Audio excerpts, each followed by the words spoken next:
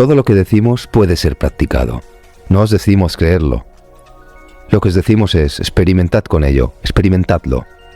Y solo entonces, si lo sentís en vosotros mismos, confiad en ello. Y si no es así, no hace falta creer.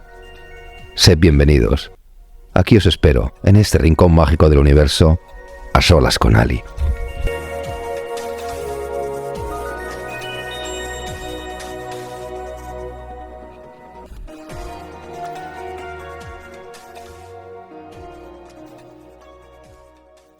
Bueno, hola a todos y bienvenidos a este penúltimo capítulo y programa de A Solas con Ali. Estamos ya en los finales de este proyecto precioso que ha sido A Solas con Ali y no me quería despedir sin hacerle pues ese programa a la cuántica, ¿no? A la física.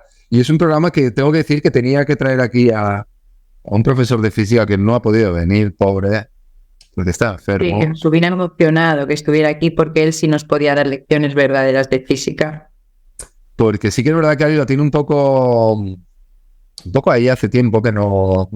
Oxidadísimo. Que lo tiene oxidada, pero a mí lo que me gustaría expresar en este programa, en este capítulo, ¿no? Es un poco, pues hablar de qué opinas tú, Ali, sobre la física cuántica, ¿no? De eso que se está hablando de que se acerca a la espiritualidad, ¿eh? Así como la física objetiva igual, en cierta manera se alejaba, ¿no? Lo visible, lo invisible, o lo subatómico en este caso, ¿no? Parece que aunque desde fuera parece que lo cuántico suena a no demostrable, ¿no? Me decía Luis, ¿no? Mi amigo me decía, después resulta que no, que la cuántica está súper demostrada. Lo que no sabemos es por qué pasa, ¿no? Pero ojo, sabemos muy bien cómo pasa. Y la empezamos a controlar para sacar tecnología y salud hacia los humanos, me decía Luis. ¿Dónde está esa espiritualidad cercana a la cuántica para tampoco contaminarla, que la gente no la relacione? No queremos relacionarla, ¿por qué? Porque en realidad es experimental la física cuántica, ¿vale? ¿Y qué supone eso? Supone que en realidad cuando se empezaron los primeros, por así decir, las primeras teorías, que es la física teórica, que utilizó pues el que fue el paradigma de la física cuántica, que fue Planck, en realidad lo que genera en sí son controversias respecto a las reglas de la física clásica. Lo que genera es ciertas no explicaciones mediante las leyes de física, con lo que se abre ahí un paradigma a demostrar. Esa es la física realmente cuántica, un paradigma que no se rige por las leyes de física clásica y sin embargo nos abre a la teorización que naturalmente se expresa mediante la demostración. Y ahora lo que están haciendo, por así decirlo, desde hace muchos años, piensa que la física cuántica se mueve a través de la mecánica cuántica desde principios del siglo pasado, con lo que realmente no es tan sencillo demostrarlo, ¿vale? ¿Y en qué se mueve? Se mueve en la física del subátomo, es decir, no está trabajando con la parte espacio-tiempo, sino que trabaja con la inversión, con el tiempo-espacio. Ahí realmente lo que se está demostrando es que todo el movimiento es en base de onda. Y esa forma de onda es lo que realmente es difícil de cuantificar, porque la respuesta no está marcada por así decirlo, por las fórmulas habituales. Y entonces se tienen que crear nuevas fórmulas para poder cuantificar las respuestas de las partículas de la materia. Claro, o sea, para descender a la escala cuántica, ¿no? Habrá en cierta manera que olvidar pues un poco las inmutables leyes de la relatividad, un poco de Einstein, ¿no? La mecánica newtoniana y el electromagnetismo de Maxwell. Correcto. Un poco, estas tres, no olvidarlas, sino, bueno... No olvidarlas porque realmente es por donde se mueve nuestra física. Es decir, la física tangible es la que se responde a esas leyes, aunque muchas veces la física cuántica logra ponerlas en entredicho y logra rectificar algunas de las fórmulas ya creadas como absolutas y las pone naturalmente en prueba de nuevo. Y eso provoca que en realidad podamos entender qué es la física cuántica, porque la física cuántica no busca el entendimiento de la materia tal y como la conocemos, sino el comportamiento de la base de esa materia. Es decir, lo que buscará en todo momento es ver el comportamiento de la onda que genera la partícula. Es decir, eso hace que en realidad se muevan siempre los experimentos a gran escala, porque no son experimentos fáciles, por así decirlo. Son experimentos que necesitan pues movilizar por onda y por temperatura partículas subatómicas y ridículas, que para nuestro ojo serían imperceptibles. Y sin embargo, lo que están intentando siempre es calcular las trayectorias que para nosotros eran obvias, ¿vale? Y sin embargo, cuando pasamos a ese nivel subatómico, las trayectorias ya no son obvias, son aleatorias. Yo siempre destaco que para poder entender desde una parte no científica, desde una mente no científica, la física cuántica, uno de los mayores documentales o los más claros de entendimiento es uno que hizo la BBC hace muchos años, no me acuerdo el año en que lo hicieron, pero es ¿Y tú qué sabes? Ese documental, que está marcado por dos partes de 2 horas cada uno, nos explica de una forma muy tangible los descubrimientos de la física cuántica, ¿vale? Desde las bases de esa física cuántica, es decir, desde 1926, donde Planck empezó a poner sus primeros teoremas, sus primeras teorizaciones, aplica directamente a que pueden expresarnos en ese documental de una manera inteligible para nosotros aquello que realmente expresa la física cuántica y nos lo relaciona con la espiritualidad. ¿Por qué? Porque en realidad ahí le damos un entendimiento muy claro a funcionamientos que durante toda la etapa humana, durante todas nuestras etapas, han estado en uso sin conciencia del motivo de su resultado. Es decir, por ejemplo, nosotros tenemos ya en los egipcios inscripciones muy marcadas de que las operaciones físicas se realizaban con cristales de cuarzo, ¿vale? En realidad, esa forma genera en sí que hubiera una serie de condiciones marcadas de una tecnología que hasta ahora para nosotros es inviable y, sin embargo, ahora estamos llegando a ella. La parte más importante es que en esa cultura humana de la que nosotros formamos parte, esas metodologías que ahora estamos pudiendo ponerle forma o lo intentamos, ya están en uso, ya han estado en uso. Esa es la parte más bonita. Claro, realmente aquí se unifica mucho gracias a esa mecánica cuántica que después se convierte en esa física cuántica. Lo que generamos en sí son reacciones insospechadas. Por ejemplo, tenemos que la mecánica cuántica es la base de toda la tecnología o el avance tecnológico que tenemos hoy en día, ¿vale? Tanto el avance de las tecnologías como las conocemos o de la tecnología médica. Ahora mismo se puede hacer reproducciones mediante nanotecnología de órganos perfectamente, o se genera en sí la cauterización de algunos órganos de una manera, pues, con máquinas cuánticas, es decir, con máquinas de tecnología cuántica. Todo eso es gracias a la mecánica cuántica. Diríamos que la parte de la física es más la teorización que no la experimentación, por así decirlo. Es decir, se concibe mediante esa mecánica la posibilidad que genera en la física la teorización y, por lo tanto, su exponente, es decir, lo que puede llegar a suponer. Y ahí es donde residen todas las experimentaciones que genera la física cuántica en estos momentos. Y por ejemplo, Ali, hablemos, como decía Luis, ¿no? Mi amigo, decía, hablemos del zoom, Ali. Me decía, ¿no? Cuando haces mucho zoom, ¿no? Y entras en el mundo de lo muy pequeño, pero infinitamente pequeño. No te puedes hacer una idea, ¿no? De lo pequeño que puede llegar a ser, pues, por ejemplo, la teoría de cuerdas es esa cuerdecita. Sí, pues me decía él me decía, hay conceptos que no tienen sentido, ¿no? Como por ejemplo el lugar y el tiempo. Me dice, por eso ese tipo de partículas, ojo, que no lo son, no están en solo un lugar definido. Son borrosas, es todo demasiado pequeño, no tiene sentido hablar ni siquiera de izquierda o derecha, arriba o abajo. Hay cosas más básicas que definir o decidir, como son, por ejemplo, tu nivel de energía, mucho o poca, o la polaridad de esta, ¿no? Positiva o negativa. ¿Qué es eso de que el espacio se difumina entonces, el espacio-tiempo, Ali? Y el que no tiene sentido el izquierda o derecha y que solo, cuando me decía, porque Luis me lo explicaba y yo me acababa de... ¿Cómo trasladamos eso, por ejemplo, a la canalización? Que a mí me resuena que tiene un poco, como tú siempre me dices, estamos en una información objetiva, cuando entramos en canal, en fuente, no hay espacio-tiempo. ¿Va por aquí o estoy...? Depende naturalmente, todo lo que veamos depende de la percepción. Y eso es una de las cosas que demuestra la física. La física cuántica demuestra que el movimiento de la partícula, que como bien dice tu colega, no es ni partícula, es decir, es aleatorio y no es cuantificable ni es medible. Sin embargo, nosotros le damos medición y cuantificación y no lo damos mediante una realidad objetiva, sino mediante una realidad subjetiva. Hay un ejercicio de la física o un experimento de la física cuántica que es muy popular, que es el experimento de las dos rejillas, ¿vale?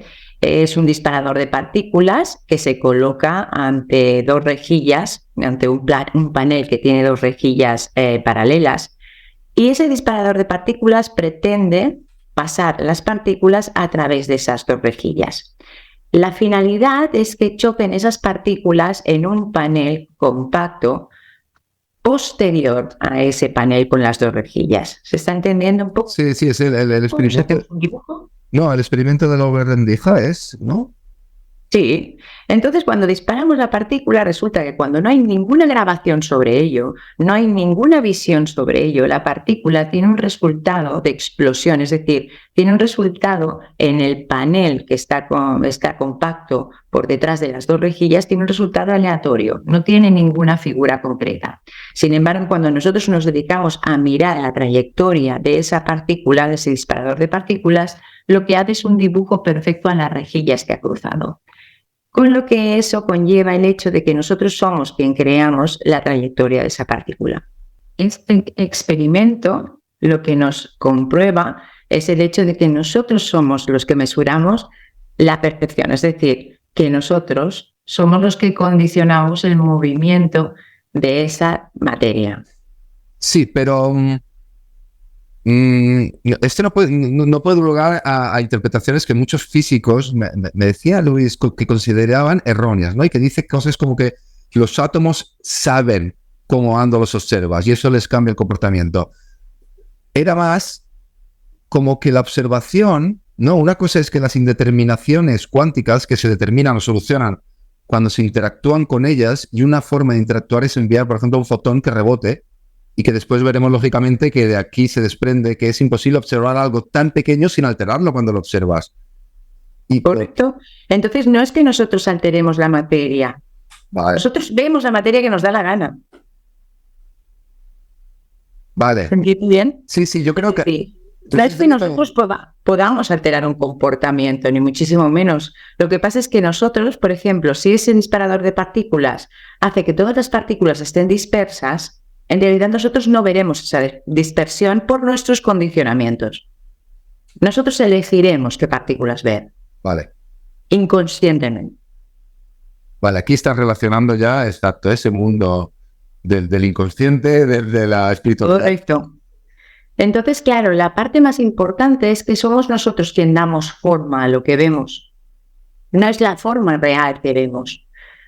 Nosotros tenemos una percepción limitada por aquellos cánones inconscientes que conllevamos internamente, aquellos arquetipos de los que hablamos siempre. Sí. Con lo que nosotros estamos dando dibujo a ese movimiento de partícula.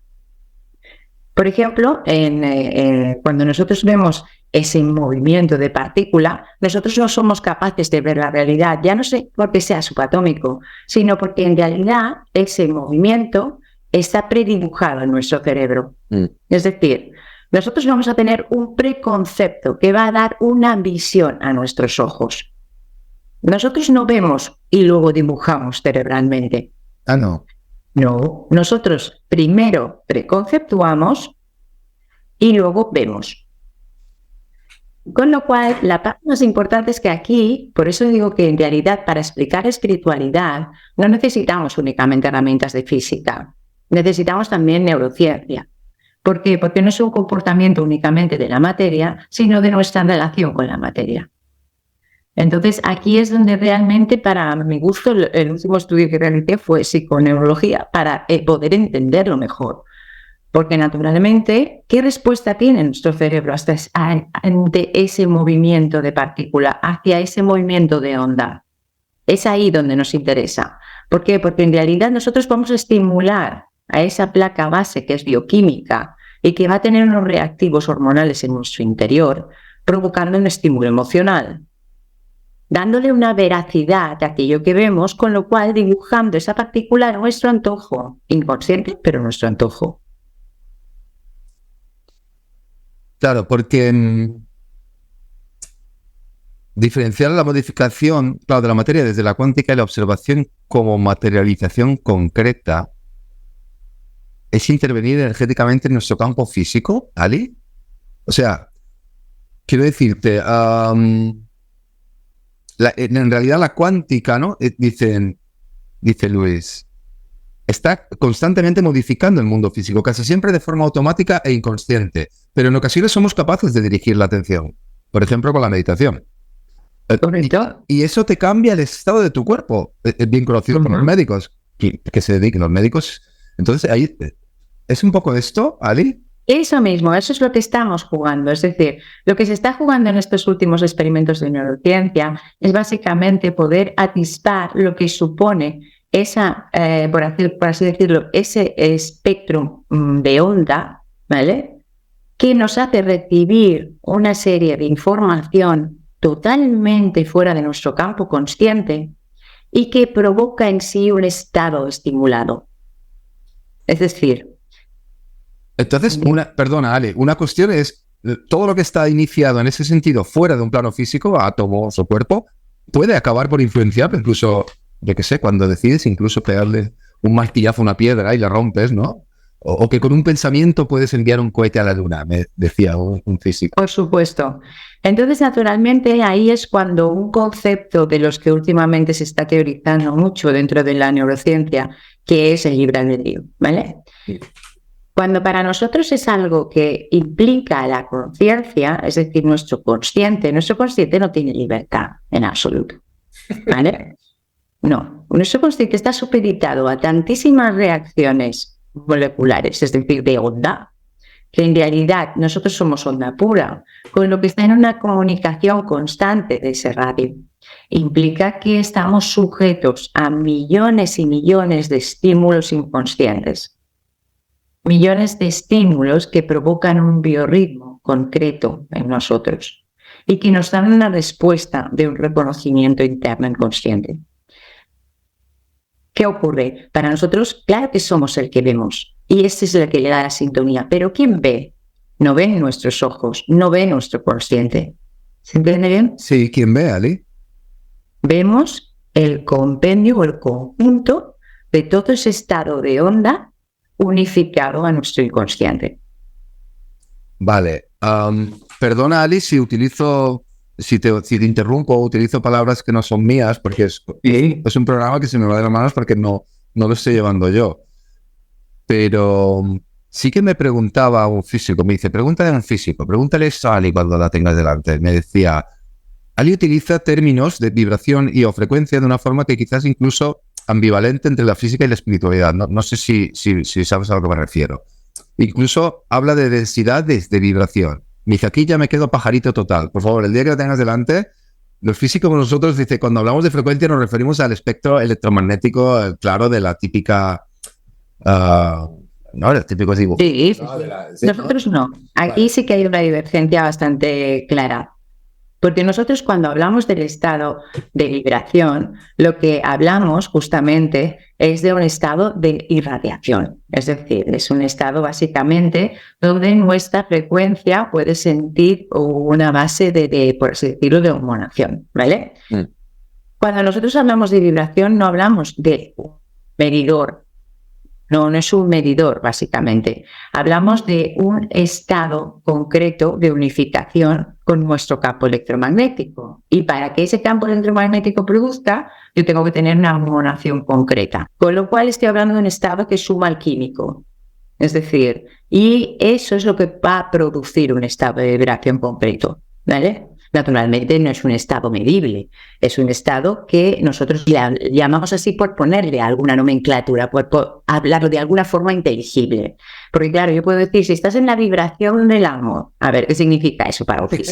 Yo creo que es lo que él decía. A ver, yo necesito mi frecuencia. ¿Qué es la vibración del amor? No, por supuesto que no es medible, ni muchísimo menos, ni nos, por así decirlo, ni hemos acogido esa palabra desde la física, ni muchísimo menos. ¿Qué ocurre? Que tenemos que hablar de una forma donde sea inteligible que un estado concreto de unificación en la persona provoca un estado energético. Entonces, claro, naturalmente sí que hablaremos de vibración. ¿Por qué? Porque es un estado de onda. Entonces, hemos escogido esa palabra simplemente, y no la hemos escogido nosotros, naturalmente, sino que viene escogida, por ejemplo, en las culturas hindús se habla del estado vibratorio. En la de la Ayurveda te hablan de un estado vibratorio, es decir, te hablan de un estado de onda por tu propio electromagnetismo. Yeah. Con lo cual eso genera en sí que tengas un estado de frecuencia concreto, ¿vale? Naturalmente, ese estado de vibración se va a provocar por el conjunto de la percepción que provoca en sí, en la persona, un estado anímico. Y ese estado anímico va a ser el que va a reflejar en su campo.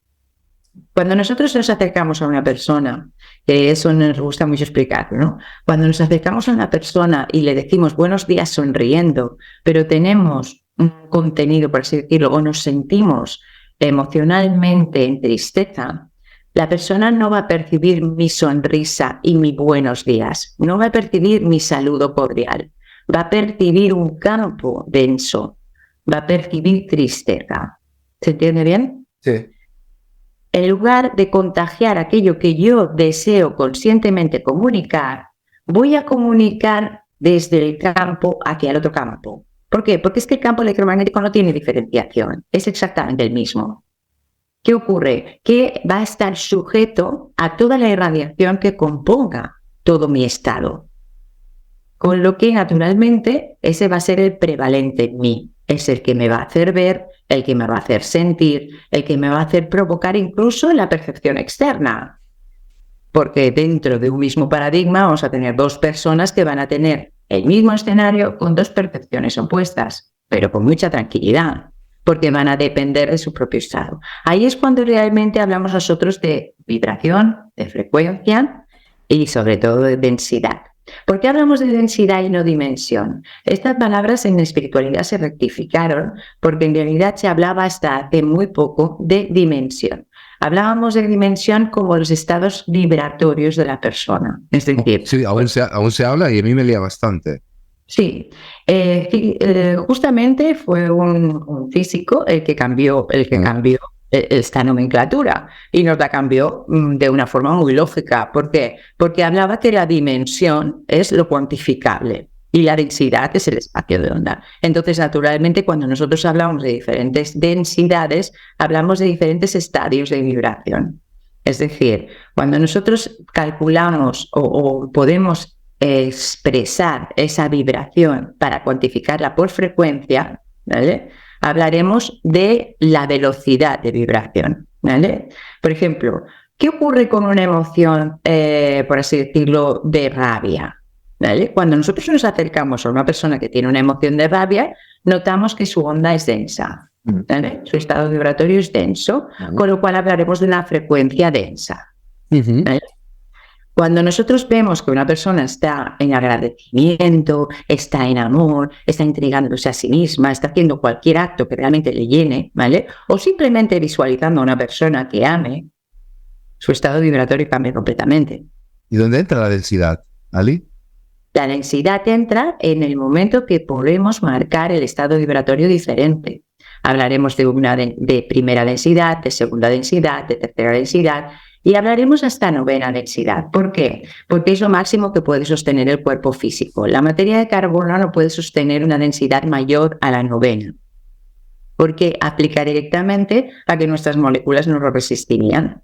Ahí es cuando hablamos nosotros de la canalización. ¿Por qué? Porque el ser, por así decirlo, ese estadio de frecuencia de luz, aplica que su cuerpo energético, ¿vale? Así como el nuestro sostiene muy bien la materia de carbono, el cuerpo energético de cualquier ser que esté en una densidad superior a la novena estará en un cuerpo de luz, que significa que su velocidad es igual o superior a la luz. ¿Es un fotón o no?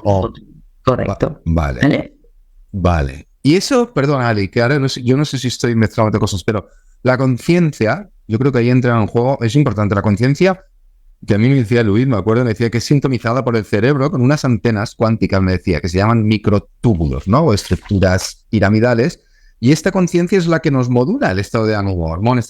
¿Dónde entra la conciencia en este punto que estábamos? La conciencia puede comunicarse con ese... Sí, por supuesto. La conciencia en realidad es absolutamente todos los estados. Vale. ¿De acuerdo? La conciencia es justamente ese conductor de la realidad, por así decirlo, de la energía que somos a todos esos estados y naturalmente que nos modula, pero nos modula dependiendo de dónde miremos. Ya. Nos acordamos que nosotros hacemos el dibujo, ¿no? Sí.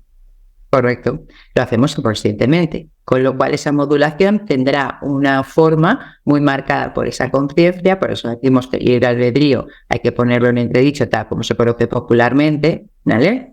Sin embargo, sí que desde esa forma está sujeto nuestra percepción. Ya, y... Porque no vamos a hablar, claro, yo no voy a hablar de contigo de teorías de cuerdas o del principio de incertidumbre o de supersimetría o el del gato de Schrödinger, porque, claro, yo voy escuchando y leyendo mucho de cuántica, pero al final a mí me falta una base científica y de matemáticas sobre todo, pero sí que creo que estamos llevando más o menos donde quería, ¿no? El programa en esa fusión. Y sí que recuerdo una frase que me dijiste un día, no sé si me dirás tú ahora, no, Xavi, no va por aquí, pero un día te dijeron los maestros, pero si es que hasta los planetas los habéis creado vosotros. Quiere decir, que un pensamiento tuyo puede, como decía Luis, puede enviar un cohete a la luna, un pensamiento tuyo. ¿Vale? ¿Es así? ¿Cómo es eso, Ari, de que yo no creo los planetas a nivel cuántico? Recuerda que tú eres el que ves, sí, pero no el tú consciente, sino el estímulo que conlleva aquella forma inconsciente más aquellas antenas maravillosas, ¿vale? Con lo cual eso confiere en sí en el cerebro un reactivo y ese reactivo genera una percepción. Ahí naturalmente es cuando realmente, por ejemplo, hay un ejemplo que me gusta mucho hacer servir con esto, porque los maestros siempre dicen que para que nosotros veamos el mundo diferente, ¿vale? Como las personas dicen, cambiemos el mundo, ¿vale? Vamos a transformar el mundo. En realidad la transformación del mundo es una visión colectiva de él. Fíjate que todos vemos un lápiz como es un lápiz, ¿verdad? Y eso implica que tenemos toda la información de cómo se ve un lápiz. ¿Vale? Si no tuviéramos esa información, seríamos incapaces de ver el lápiz. No podríamos verlo. Estaría delante nuestro y pasaría totalmente desapercibido. No lo entenderíamos, no lo materializaríamos. Pero no lo veríamos, Ali. No es un objeto físico que veríamos, diríamos, ¿qué es esto? Que no sé qué es. Si no estuviera en el inconsciente colectivo, no. Vale, no lo verías. No lo ves. Entonces, claro, el cerebro se basa en informaciones previas para modular. Ya. ¿Se entiende bien? Sí. Entonces, claro, quien ve es nuestro sistema cerebral, ¿vale? En conjunto con todas nuestras informaciones. Y no es una base de una sola información, sino es el conjunto de todas esas informaciones. Cuando nosotros hablamos de que en realidad, como dicen los maestros, vosotros os confiáis en formas externas, cuando sois vosotros quien veis las formas externas, quien las creáis, ¿vale? En realidad, o les dais forma a esas externalizaciones, en realidad lo que se refieren es justamente a eso, a esa forma de ausencia de poder y la ausencia de entendimiento de que nada exterior existe. Hubo una experiencia que tuve y aquí explico algo que yo viví, que fue muy gracioso. Pues mientras estaba intentando entender esto, yo soy, ya sabes que me encanta meditar, amo meditar. Y una de las visiones en meditación fue preciosa, porque era una visión de un paisaje natural, que empezó a despixelarse, hasta quedarse completamente ausente de visión. Luego volvió a pixelarse y volvió a formarme el mismo paisaje mental, ¿vale? En realidad lo que estaban queriendo expresar era simplemente que quien daba forma era mi visión, no era la realidad. Si yo veía la realidad, solo era energía. Y quien estaba dando visión a esa energía era mi propio cerebro. Sí, integrar esto y entenderlo cambia el paradigma de muchas cosas, ¿no, Ali? No, yo no creo que lo cambie tanto, porque en realidad la parte más importante es lo que nosotros siempre intentamos explicar mediante la espiritualidad, que ya de entrada tú ya sabes que yo soy anti la palabra espiritual, porque no me gusta la palabra espiritualidad. Espiritualidad significa que aparentemente tenemos que contemplar algo que ya somos. Es como si ahora habláramos de una teorización de la humanidad, ¿vale? Es decir, hola, somos humanos, no hace falta que teoricemos sobre ello, ¿no? Sí. Entonces, aparte de la espiritualidad, me ocurre que lo genera en sí como una nomenclatura, por así decirlo, incluso de gueto, ¿no? Es como, exacto, es que la espiritualidad para llegar a ser espirituales. A ver, esta espiritualidad lo único que está hablando es de energía. Entonces, naturalmente, la medición de esa energía para nosotros es muy incipiente. Sin embargo, la experimentación de la energía no es tan incipiente. Llevamos siglos y siglos y siglos, ¿vale? Desde Hermes Trismegisto hasta cualquier metodología de la medicina china, la ayurvédica, los chamanes, es decir, todos están trabajando con una forma energética que tiene unos resultados medibles. Entonces, naturalmente, la parte más bonita de la espiritualidad o de esta forma energética es que desde los principios de los tiempos la humanidad está experimentando a través de la base de la materialización de las creencias. ¿Se entiende bien? Que eso es lo que corrobora ahora mismo. La física empieza a entenderlo y a unificarlo con la neurociencia y poder demostrar aquello que es la conciencia, que realmente aún no estábamos ni por asomo, por así decirlo, olido. No sé. Sí. De hecho, oí, no sé, estuvieron trabajando con chamanes del interior de la selva colombiana a nivel de un laboratorio, porque estaban intentando desgranar precisamente cómo trabajaban ellos a nivel de conciencia, dependiendo de... Correcto. Hay miles de estudios marcados por lo que ocurre en el cerebro humano en el momento que hay una concentración concreta o lo que supone realmente la red electromagnética que nos une simplemente por intención.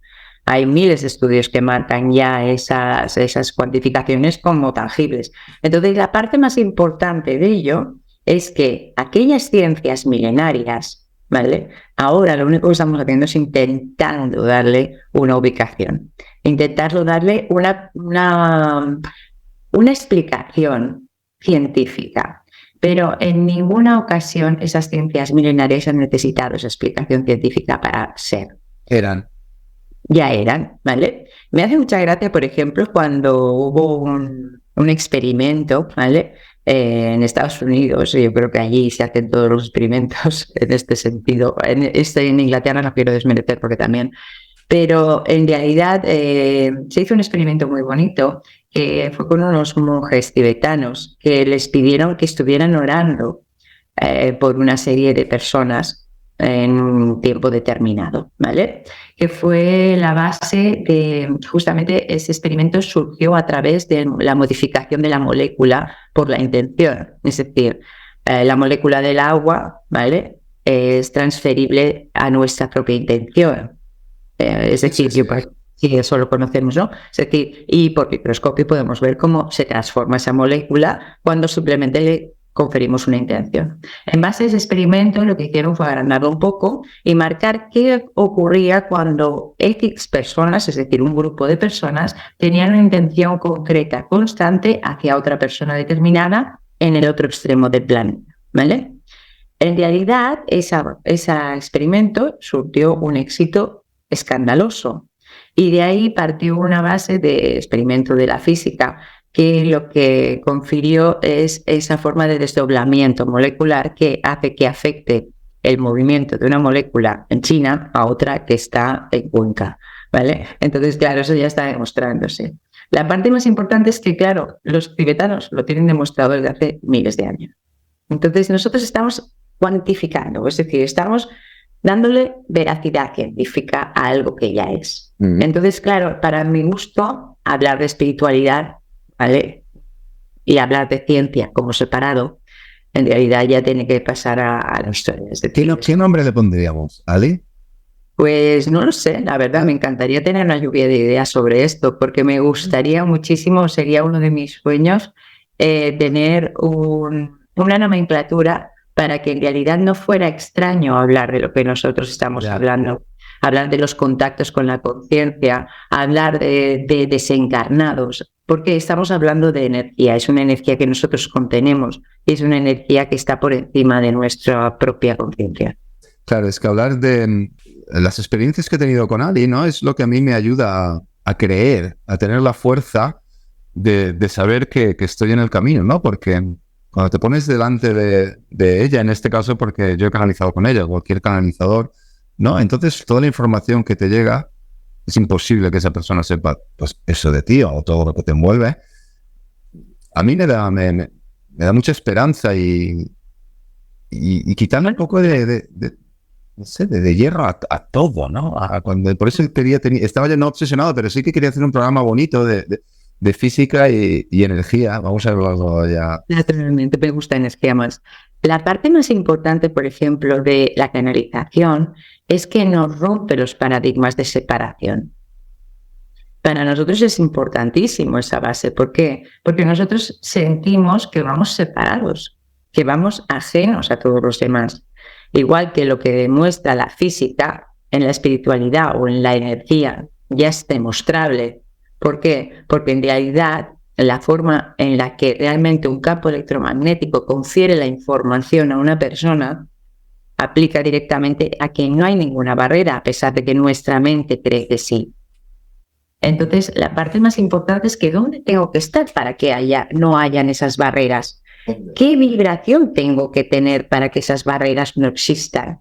Pues naturalmente aquí es cuando hablamos de las diferentes vibraciones y aplicamos directamente la vibración en dos grandes masas, la vibración del miedo o la vibración del amor, que son estímulos químicos, básicamente. Entonces, en esa forma, lo que generará esa vibración de amor será la apertura a ese campo. Y lo que generará la vibración de miedo será la separación de ese campo. Para acabar el capítulo de hoy de física, pues es bonito acabar con el amor, ¿no? Siempre acabamos con el amor, en el fondo, ¿eh? Es justamente aquello que somos y aquello que anhelamos, ¿no? Y aquello que mueve el mundo, creo yo. Sí. Bueno, Ari, pues los que nos han aguantado pues estos 40 minutos y han llegado hasta el final del programa, les agradezco, he hecho lo que he podido para que Ali nos expresase, ¿no? Esa dificultad que es, pues, esos términos y con una base pues científica que muchos de nosotros no tenemos. Y bueno. Y aparte nos hubiera encantado que hubiera estado tu compañero, básicamente porque él nos hubiera podido aclarar millones de veces mejor que yo. Entonces, naturalmente, unificar las dos, sí que quiero dar una anotación, que muchas veces la física o los físicos teóricos nos expresan el rechazo de que la espiritualidad acoja muchas de las especificaciones o de las teorías físicas para poder dar explicación a lo que aún no la tienen. Y estoy con ellos, aún no la tienen. Con lo cual, poquito a poco. Pues muchas gracias, Ali, y muchas gracias a todos por seguirnos en este podcast que está llegando a su fin. Y bueno, ya sabéis que si os ha gustado este capítulo y creéis que le puede ayudar a alguien, pues pasadlo y gracias a todos vosotros por darle al play. Gracias, Ali. Muchas gracias, Xavi, y a todos.